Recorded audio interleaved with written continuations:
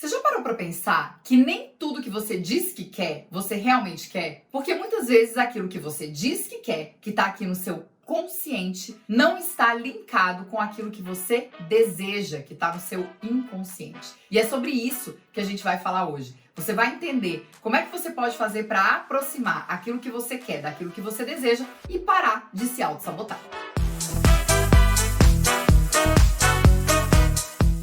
Eu gosto muito de trazer histórias para vocês, porque eu acho que essas histórias elas ajudam a gente a entender e internalizar alguns conceitos que muitas vezes quando eu falo de uma forma mais técnica, vocês ficam boiando.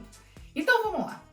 Vocês já ouviram falar de sabotador? Sabotador, gente, é basicamente uma voz que fica aqui na nossa orelha falando o que a gente não deve fazer. É aquela voz que atrapalha a gente o tempo inteiro. Eu não sei se vocês já assistiram um filme chamado, é um desenho na verdade, chamado Luca. E esse desenho, ele mostra exatamente como o sabotador aparece na nossa cabeça. Eu vou deixar o nome do desenho aqui embaixo do vídeo para que vocês possam assistir. É um desenho muito interessante, dá para assistir com as crianças e você ainda de quebra pode explicar para a criança como é que o sabotador age na cabeça dela. O sabotador é uma pessoa, entre aspas, que fica o tempo todo falando na sua orelha o que você deve ou não fazer. E eu atendi uma cliente, vamos chamar essa cliente de Fabiana, e ela me procurou porque ela estava com uma questão na vida profissional dela. Então ela saiu do mundo CLT, resolveu empreender, só que ela não consegue destravar, ela não consegue seguir, ela não consegue caminhar. Ela procrastina o tempo inteiro. E aí a gente fez o teste de sabotadores e a gente tem milhares de sabotadores, né, gente? Quando faz o teste, quando a pessoa, meu cliente faz o teste, o que acontece é, vem aqueles sabotadores que são mais latentes na vida dela. E no caso dessa cliente, o que apareceu? O hipervigilante e o prestativo. Quem é o hipervigilante? O hipervigilante é o famoso homem das cavernas. Homem das cavernas, Debs? Mas como assim?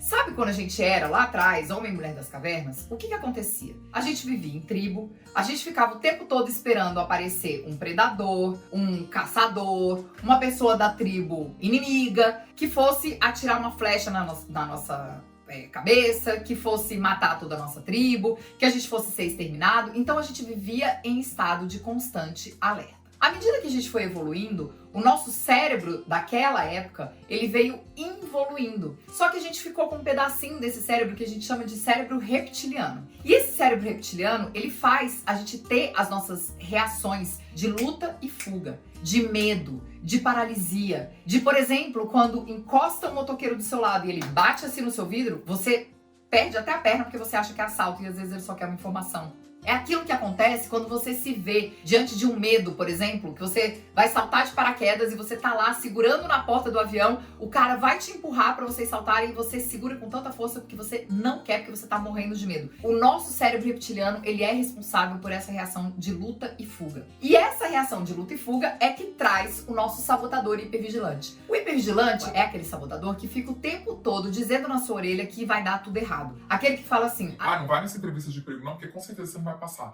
Olha, não faz isso aqui não, porque com certeza vai dar errado. Não chega naquele crush não, porque ele não vai querer você. No caso da minha cliente, esse hipervigilante, ele é o mais latente. E ela tinha um segundo sabotador, que é o prestativo. Quem é o prestativo, gente? Prestativo é o mordomo, é aquele que faz tudo por todo mundo, é aquele que se oferece, é aquele que tá o tempo todo ajudando o outro, faz o outro ganhar dinheiro, faz o outro vender, vende pelo outro, mas não vende por ele mesmo. Não ganha dinheiro por ele mesmo. Não é prestativo com ele mesmo. E aí, quando a gente foi conversar sobre o caso dela, o que ela me falou? Ela falou: Debs, eu quero muito ter sucesso na minha vida empreendedora. Eu sei que eu tenho capacidade para isso, mas eu me saboto no sentido de procrastinar. Então, o tempo todo, o meu sabotador hipervigilante, ele tá dizendo assim: Ô, Fabiana, não vai não. Não, Fabiana, deixa pra depois. Não faz isso agora não, amanhã você faz. Mas por que esse sabotador dela faz isso com ela? Porque ela tem um medo. Todo sabotador, gente, ele esconde um medo. E no caso dela, não é o medo de fracassar. Não é o medo dela dar o máximo dela e dar tudo errado. No caso dela, é o medo de dar certo. Porque se ela der certo nessa nova profissão, na cabeça dela, e ela me falou isso, ela vai perder tempo com os filhos. Ela vai perder a disponibilidade que ela tem pro casamento dela. Ela vai perder o conforto dela poder fazer as coisas dela na hora que ela quer, da flexibilidade de horário. Ela vai perder financeiramente no primeiro momento, porque ela vai ter que contratar pessoas para poder ficar com os filhos dela. Ela vai ter que ela vai ter que, na verdade, internalizar que o tempo de tela dela é um tempo de trabalho e ela vai ter que colocar limite para isso. Então vocês conseguem perceber que ela tem muitas dores associadas ao grande desejo dela, que é o desejo de dar certo nessa nova profissão. Então, quando esse sabotador ele age, o que ele faz? Ele faz ela procrastinar para que ela não lide com a dor de perder tempo com o filho, perder tempo com o marido, de perder o conforto, de perder dinheiro. Para ela é mais fácil lidar com a procrastinação do que lidar com todos esses medos. E aí, esse hipervigilante, o que ele faz? Quando ela procrastina as coisas dela, o hipervigilante vai lá no prestativo e diz o seguinte: para você não ficar parada, vai lá e vai fazer uma coisa pelo seu filho, vai brincar com ele, vai fazer uma coisa pelo seu marido, vai lavar uma louça, vai arrumar a casa. Tudo se torna do outro mais importante do que aquele projeto dela. Só que quando ela começa a fazer pelo outro, ela começa a se sentir agoniada. E isso volta pro hipervigilante dizendo o seguinte: ai, nossa, eu precisava tanto fazer por mim. Mas o hipervigilante diz pra ela: não, faz não, depois você faz. E ela fica nesse ciclo infinito de autossabotagem, em que ela tem os cursos, ela estuda, ela tem muita capacidade para poder empreender, para poder dar certo no negócio dela, mas ela não faz porque ela não sabe lidar com esses medos que vêm daquilo que pode acontecer se ela der certo. E aí você deve estar se perguntando: mas Debs, e agora? Foi a mesma pergunta que ela me fez. Como que eu faço isso? Como que eu faço para lidar com isso? E aí eu dei uma explicação para ela que talvez ajude você a pensar aí na sua cabeça nos seus motivos de autossabotagem e como você faz para lidar com ela. Gente, a autossabotagem nada mais é do que uma divergência entre aquilo que a gente quer, ou seja, que está no nosso consciente, se a gente pensar no iceberg, que está no topo do iceberg, e aquilo que a gente deseja, aquilo que está embaixo do iceberg, aquilo que está no inconsciente, todos esses medos que ela trouxe para mim quando ela pensa no medo de brilhar. Porque quando eu pergunto para você assim, o que de pior pode acontecer se você tiver sucesso? Você vai falar assim para mim: tá louca? Não pode, de pior não pode acontecer nada, porque se eu tiver sucesso, eu vou ser rica, eu vou ser feliz, eu vou, em tese, ter mais tempo. Só que não.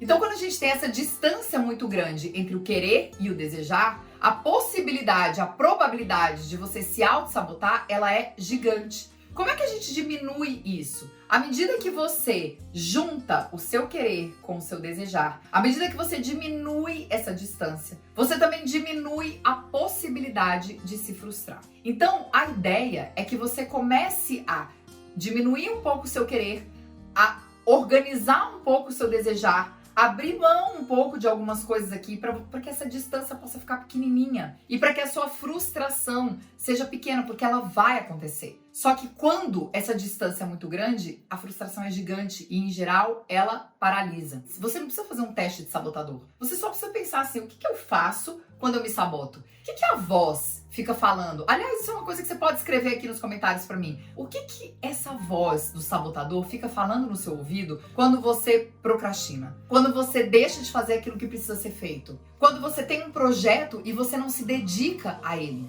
Eu quero que você pense que, e eu já falei isso aqui em algum vídeo, que eu não me lembro qual foi, mas eu quero que você pense que você é um projeto feito para dar certo. E como um projeto feito para dar certo, criado feito para dar certo, você veio com um grande poder, que é o poder do livre-arbítrio. Todos os momentos da sua vida você faz escolhas. E você faz escolhas para que esse projeto ou dê certo ou dê errado. Quais são as escolhas que você tem feito para o seu projeto? Coloca aqui para mim.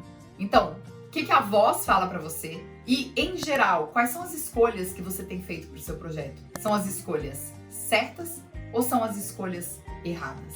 Conta aqui para mim que eu quero saber.